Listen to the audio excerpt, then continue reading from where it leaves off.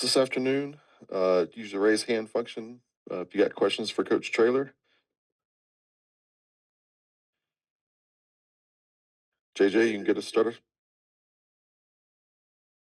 Jeff, what's the excitement level headed into this spring? Um,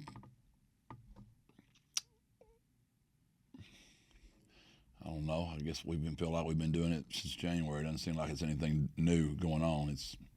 We've been with these guys quite a bit and working a lot of fundamentals, individual already, and been in the weight room with them. So I don't know. It's just another day at the office, to be honest with you. I mean, it's not like it's.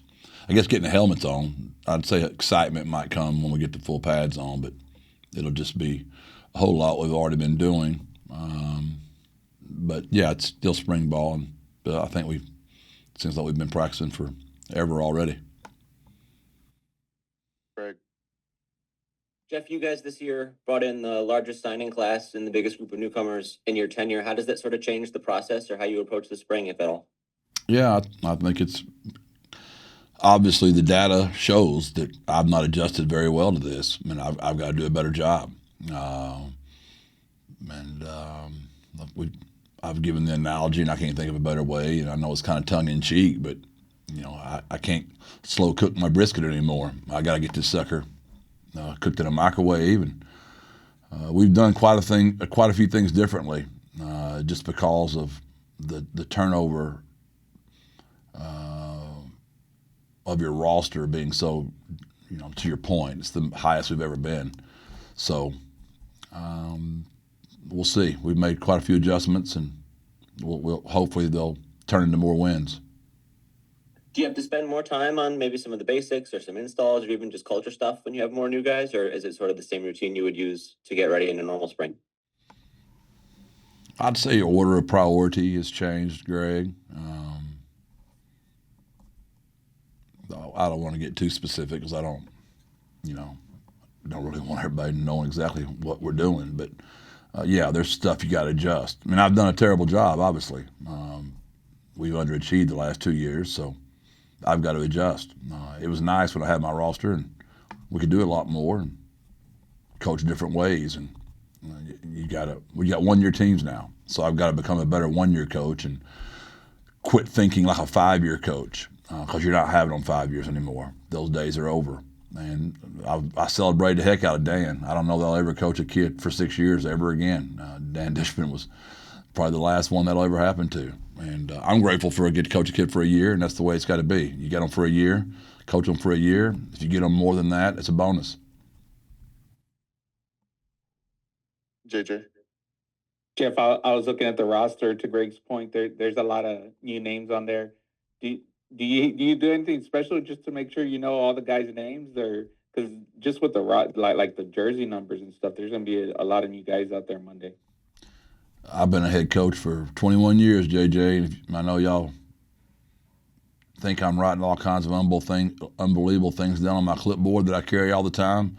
But on the back of every clipboard I've ever had, the last page has my players' roster and their numbers on it, because I just want to know every single player on my team. So, believe it or not, I always have had that. I've always had that on there. I just will say I frequent that back page a whole lot more than I used to. Now, I shouldn't say that. I doubt any of my players watch any of my press conferences, because now they probably know when I walk up to somebody and I pause, then I look at the back page and then I come back to them and say, "Hey, JJ, how you doing?" They're like, "He didn't know my name. He had to go look on the roster." So, yeah, a lot of that going on, JJ. Jeff, I wanted to ask you. You told us about Coach K leading the strength and conditioning. How has he done this kind of this first part of the spring semester? He's a veteran. He's been doing it a long time. He was Luke Turner's strength coach at Rice. So obviously Luke played for me. So when we were at Gilmer, Luke would tell me how impressed he was with Coach K. Coach K is such a wonderful person. He would come down and clinic us all the time. So pretty much our strength and conditioning was Coach K's at Gilmer all those years, which is kind of remarkable how this thing's come all the way back around.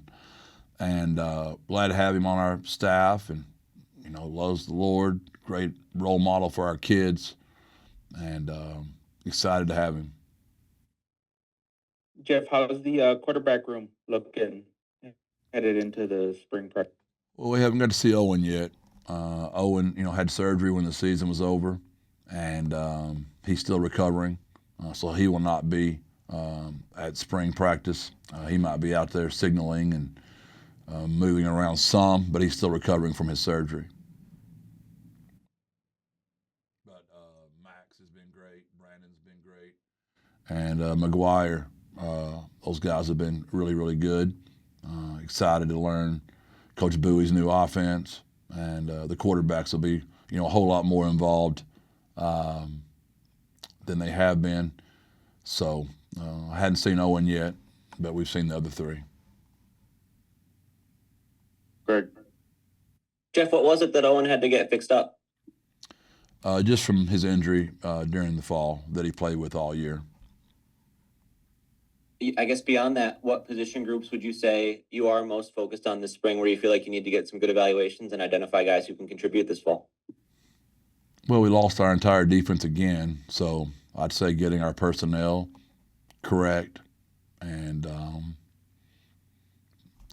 got to clean up and get on the big play. We have really been terrible at stopping the big play, and we've been bad in the red zone. So those two things have got to get fixed on defense, and we got to get our personnel correct. Offensively, you lost all your tight ends pretty much. One to graduation, two to the portal. You lost the receiver, you lost your running back. So finding guys to replace them and learning a whole new offense. So basically you got to get your personnel right on defense, clean up big plays in red zone, and then offensively we're having to learn, the way Coach Bowie wants to do it, which is very similar to our style, but there's still some differences there. But we've got more players returning on offense than we do defense. Who from that tight end group that you mentioned should we most keep an eye on, or would you expect to take a big leap? I think all of them. I would, they all look good in their underwear right now. Not literally their underwear, Greg, like their pajamas. They don't have their pads on yet, so I'm saying I don't want. It's new cancel culture. I don't want to get canceled. Nobody's in their underwear, men and ladies. But they're all heroes in this, right? So I couldn't tell you. I mean, we like all of them. And Hunter Ritterman's done a fantastic job since he's been here. And we've always had a great tight end room, and we'll have another great tight end room. How does Cam Cooper look at this point? Is he going to be back in practice for the spring, or is that to come? Oh, I would say Cam will still be out from his surgery, but he's looking really good. We expect him to be able to go. He's played so much football. I'm going to be very cautious with him, as I am Owen.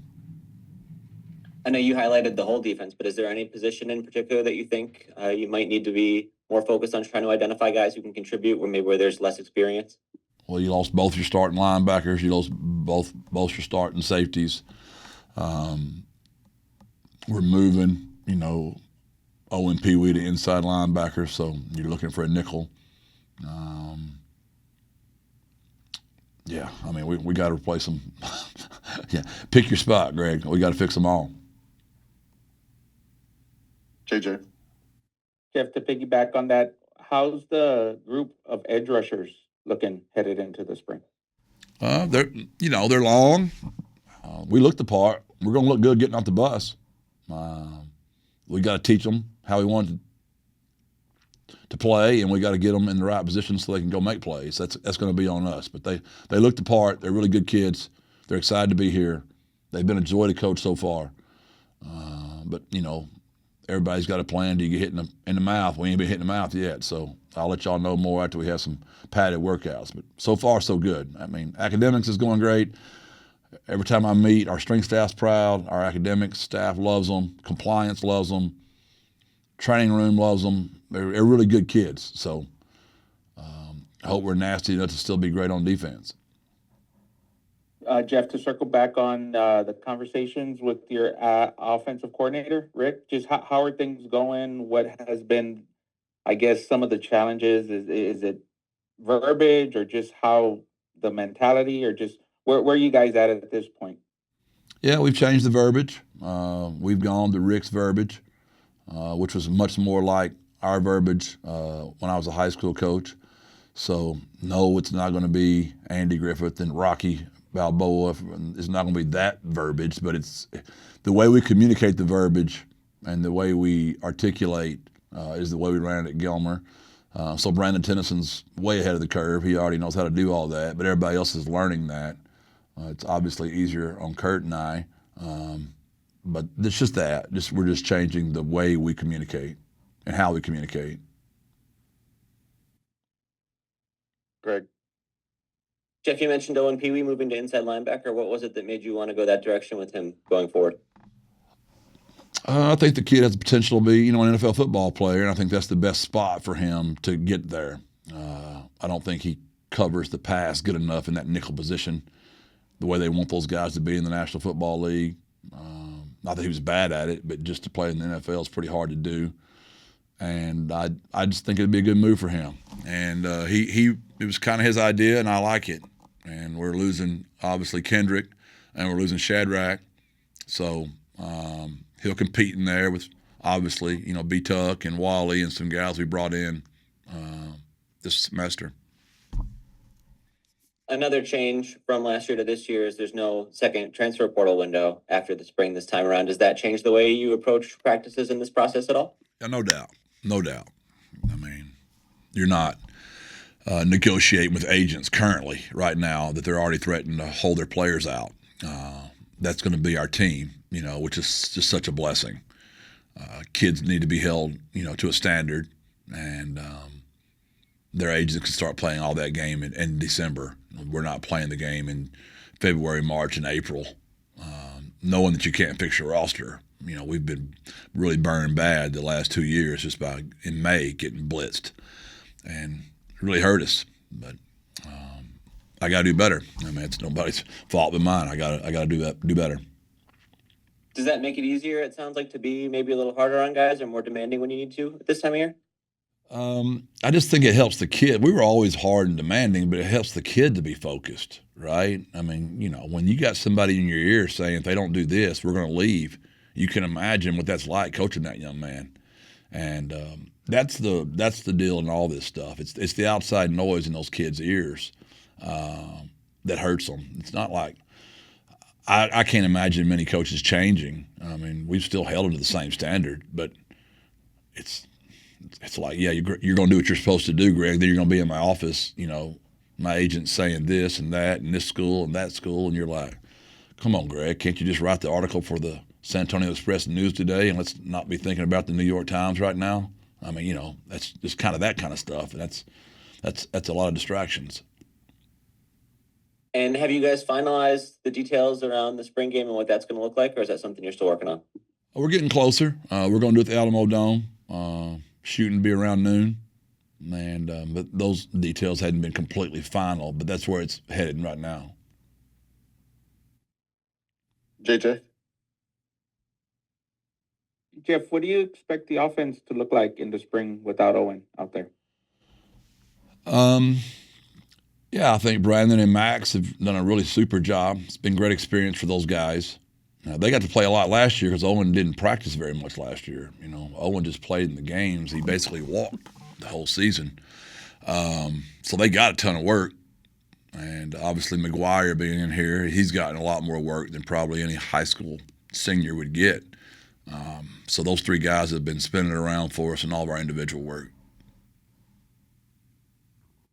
I saw on the internet you became a grandfather for the second time.